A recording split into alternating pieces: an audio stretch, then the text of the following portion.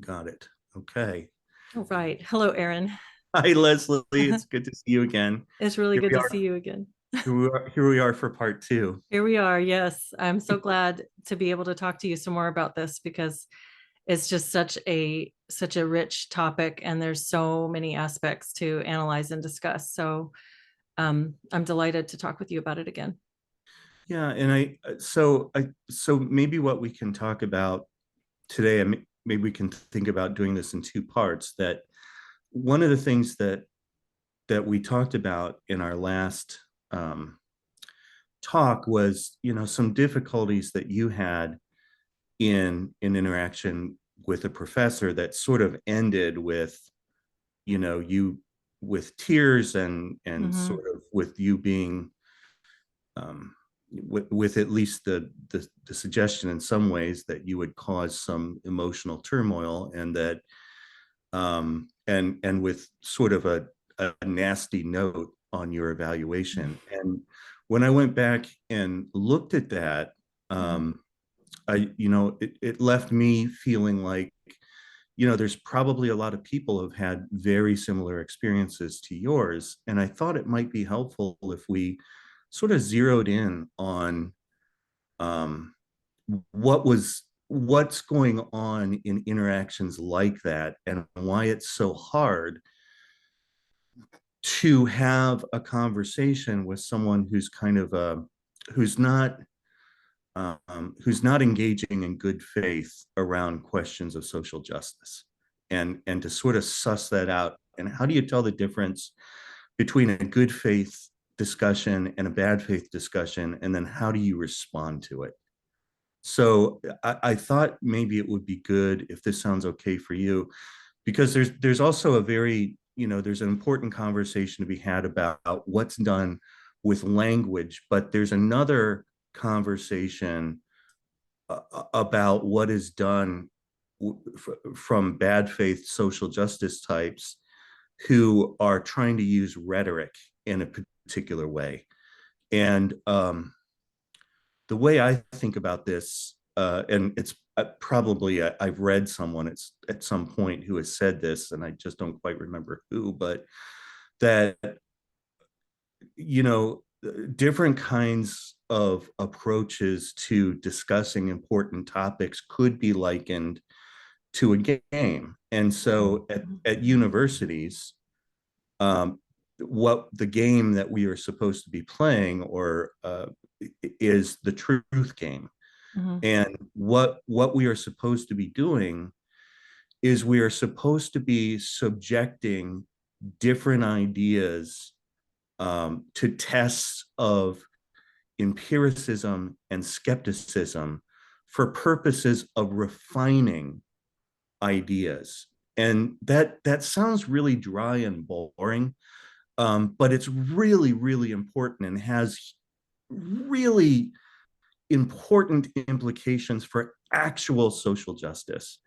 And the reason is you could look at sort of like bad faith attempts where that happens, where um, policy is based on emotion, and how badly that turns out, and Hmm. how, like, maybe genuine feelings of anger and regret sometimes make their way into policies that aren't given a lot of thought. Hmm. And so, I mean, one that springs into my mind immediately is defund the police. And Hmm. after Hmm. the murder of George Floyd, a lot of people were so enraged by the video of what happened, that they said, well, we should just get rid of police. And in a lot of places that actually happened, and was touted as a as a goal of sort of social justice types. And I'd be shocked if that didn't come up in at least some counselor education classrooms, Hmm. where police are sort of demonized. But as a result of this policy, they never really identified the problem in any clear way, and they never really identified the solution in any clear way. And Hmm. so, literally, what they did is they just took money away from police departments. And what happened as a result of that is that the homicide rates, among other types of death, among people of color and Black people skyrocketed. So, and it's because that set of policies was grounded in emotion and not truth. And there was not enough discussion about what the trade-off is if you choose to make a policy that essentially takes money away from the police. So, it might sound dry and uninteresting to say that the pursuit of truth using empiricism, empirical evidence, and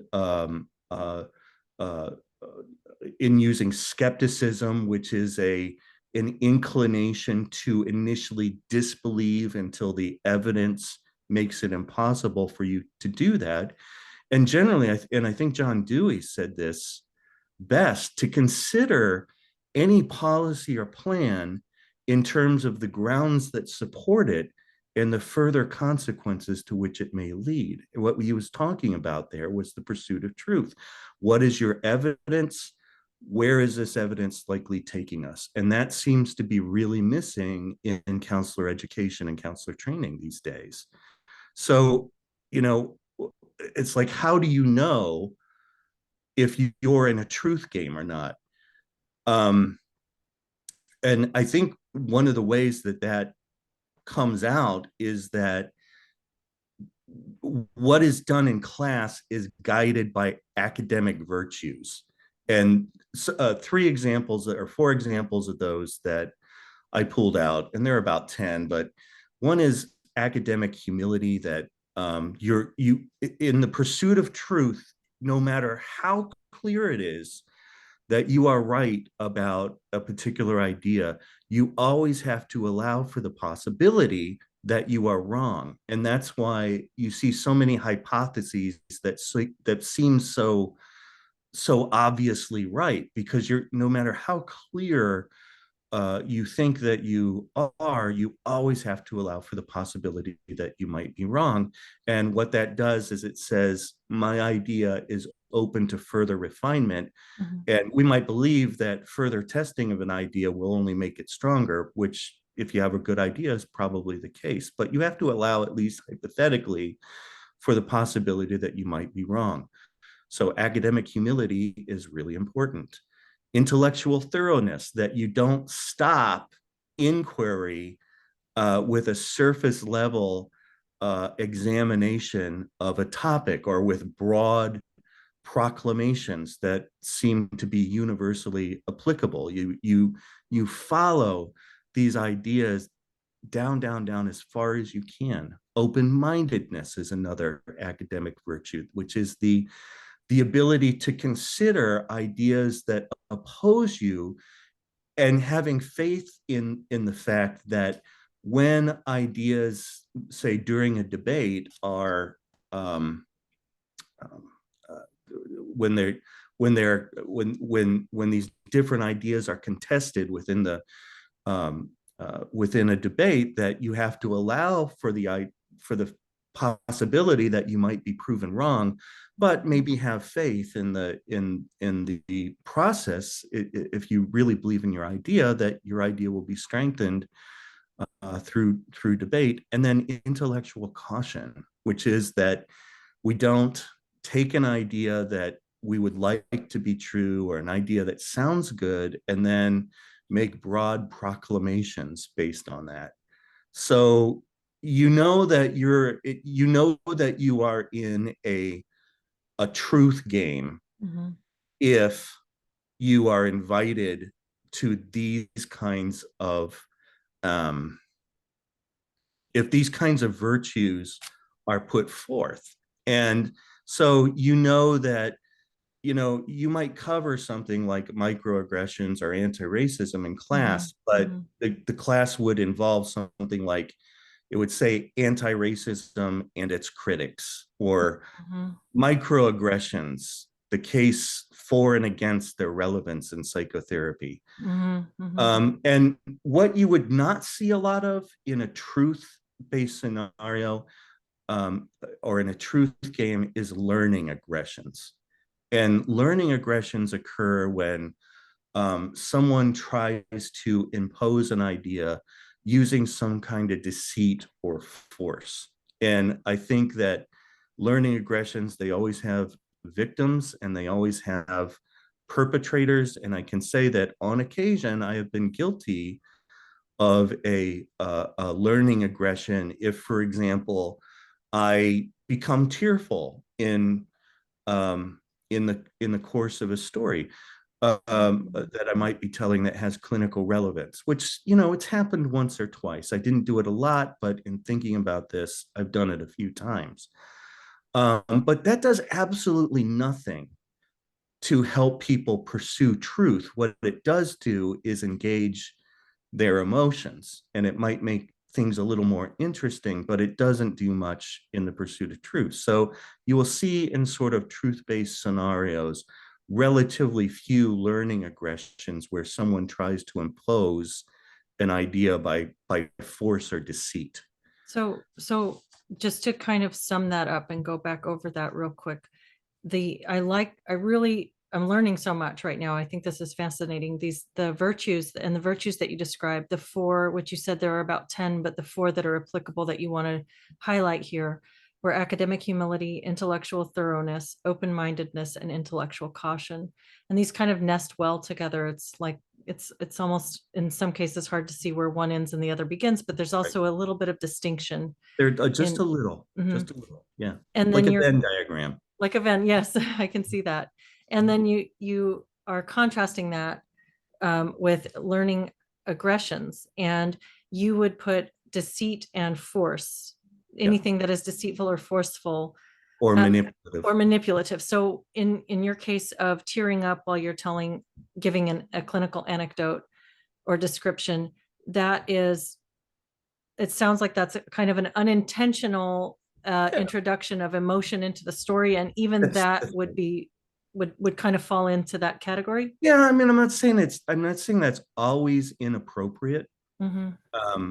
And I'm also not saying that it's bad intentioned, but it happens sometimes that in the course of talking about uh, people who have meant a lot to me, or talking about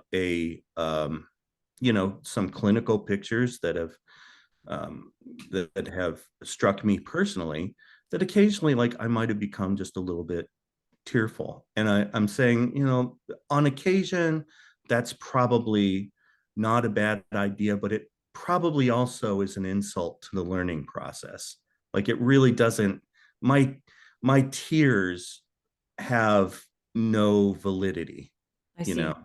They're So that sets a pretty high standard for non-manipulation of the learning process. And this is like kind of a hygiene, like an educational hygiene. educational hygiene. Yeah, Mhm. that's what a wonderful term. I mean, I think that's what it is. It's Mhm. like just good educational hygiene, that it doesn't, if you're intentionally using a display of emotion to try to make a point, that I think that's an insult to the learning process, and the victims are the students, and Mhm. the perpetrator is the person who, you know can't, either doesn't have good boundaries or can't find a better way to make the point that they would like to make, or who has no confidence in what they're trying to convey. So they try to get an idea in through the door of empathy rather than through the door of inquiry.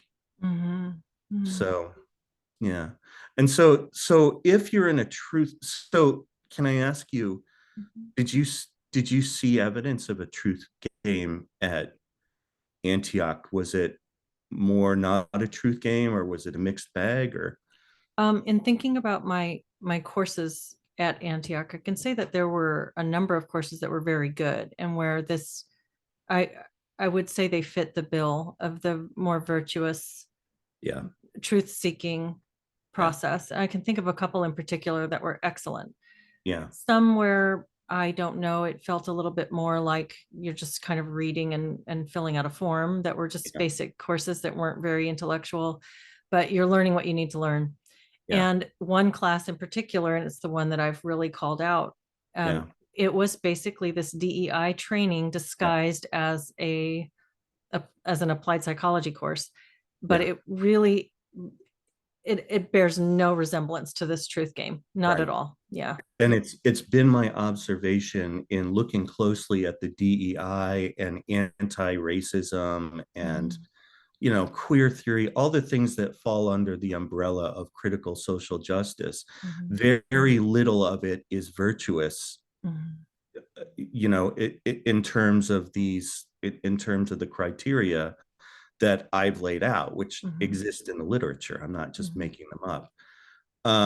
But let's talk about what happens in non-virtuous kinds of situations, our policies. Um, and I would say that if the truth game is about the pursuit of truth in order to clearly define a problem, or in order to understand the strengths and weaknesses of different ways of thinking about, say, therapy, then that's probably going to be that's a good game. That's what universities are supposed to do, and that's what leads to people being really sharp and able to engage in um, very erudite conversations with people with whom they disagree. Mhm. But when it comes to sort of DEI and the ideas that fall under critical social justice, the truth game is not being played. A different kind of game is being played that might be called the power game. Mhm. And the power game is different from the truth game because the power game is designed to diminish the power of and influence of other people, to increase the power and influence of the person who is trying to um, um, convince you of something. And so in the power game, and I think if we were to look through Sue's book, Counseling the Culturally Different, or whatever it's called, you would see copious use of sophistry, and I think you would find learning aggressions in there.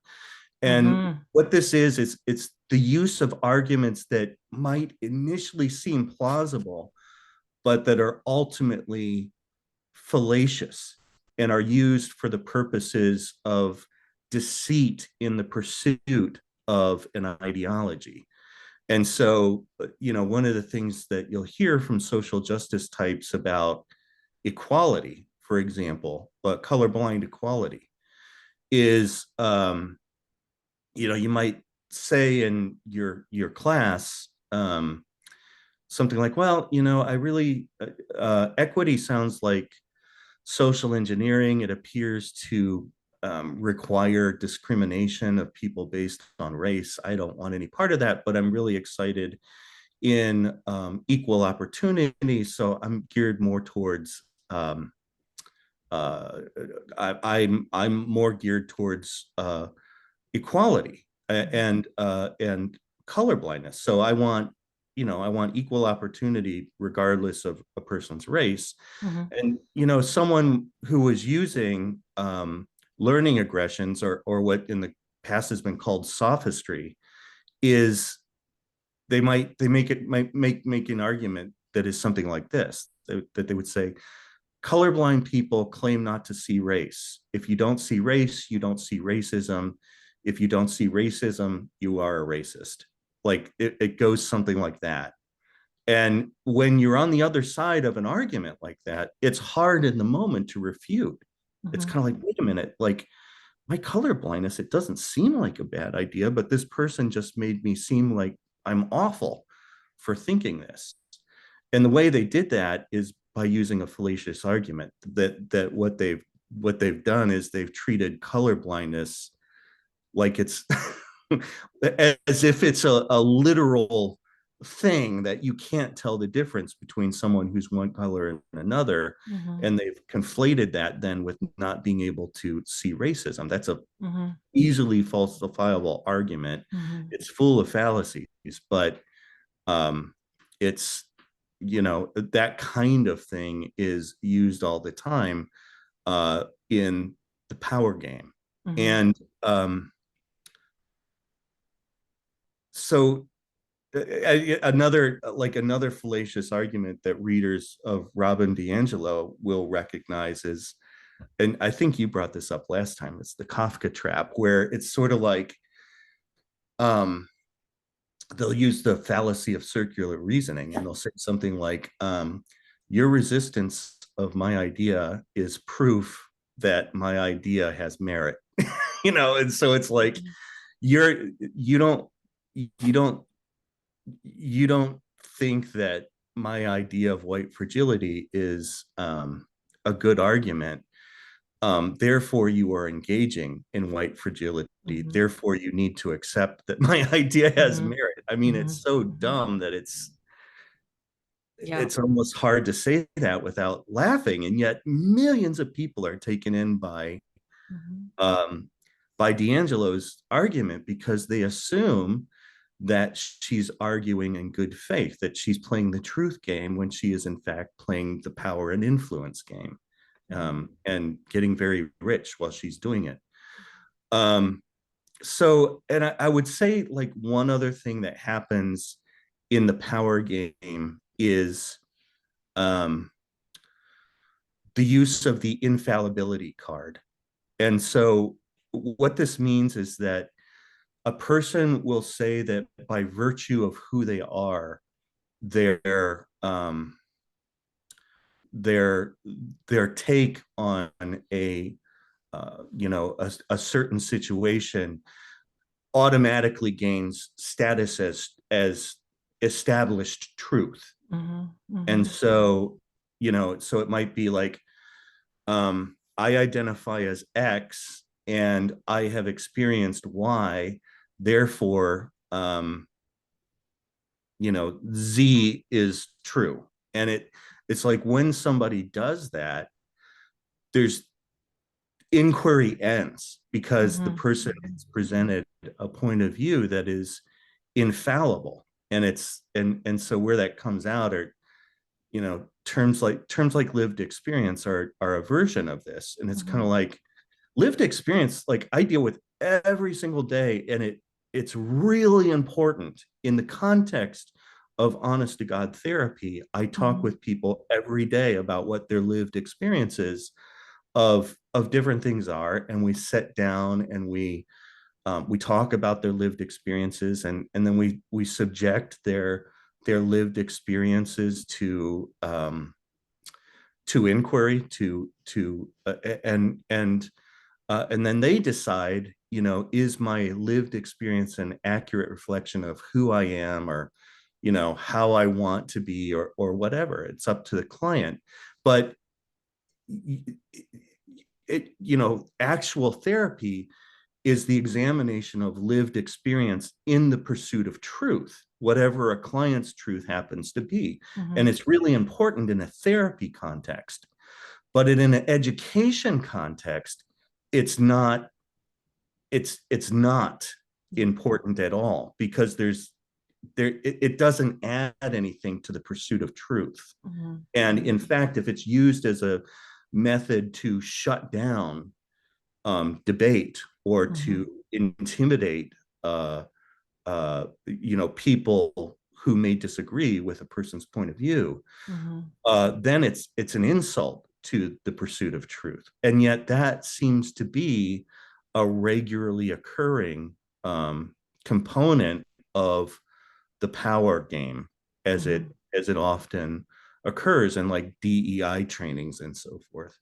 Mhm. And it really shuts down inquiry because it puts the onus on the person who has some disagreement to almost be attacking someone's feelings. Right. Yeah, that Yeah. that you that and because there's during the power game, to a certain extent, I think that people who are in line with the ideology that they're interested in, they are encouraged to not make a distinction between their person and their ideas. Mhm. And so another way that the power game works is that there is an expansion of the concept of harm, Mhm. using that logic that there's no separation between my ideas and my person. Mhm. Therefore, if you don't believe my ideas or you critique my ideas, that's not just hurting my ideas, that's hurting me. And that seems to have gotten a lot more traction than it really should have in counselor education, programs and counselor training. And so that's probably, like, I think it's really important that if people are in that context and they're like, none of this seems right, this doesn't really seem like a discussion, or geez, I'm listening to this and I seem to feel guilty, but I'm not sure why, Mhm. the chances are that you're not in a truth game, you're in a power game. And that non-virtuous methods are being used to try to get you to think in a particular way. Mhm. And so the power game, in contrast to the truth game, as we're seeing it now in these DEI trainings and in these courses that are disguised, Yeah. DEI in disguise, you Yeah. would contrast that. Um, it's rife with the learning aggressions. Yes, that's It's right. just full of learning aggressions, and it's Right. full of this coercive Yes. and manipulative behavior. Yeah. And you said it's designed to diminish the power Diminish of. the power, diminish the power of whoever doesn't agree with the ideology, Mhm, diminish the power of that person to express themselves or put an idea or perspective out there for consideration, to test against mhm. other people's ideas. It's just kind of shut down. Yeah. And I actually think, and I know we're a little bit short on time here, but I'll just put this in. I actually think there's a power game type B. Okay. And what I think that is it's the pseudotherapy game.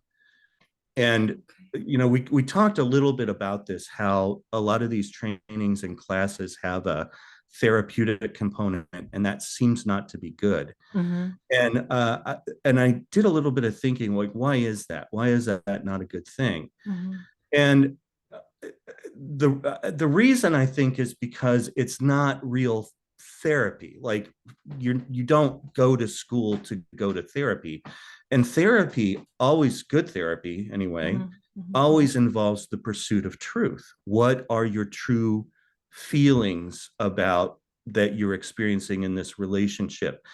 What are you really arguing about?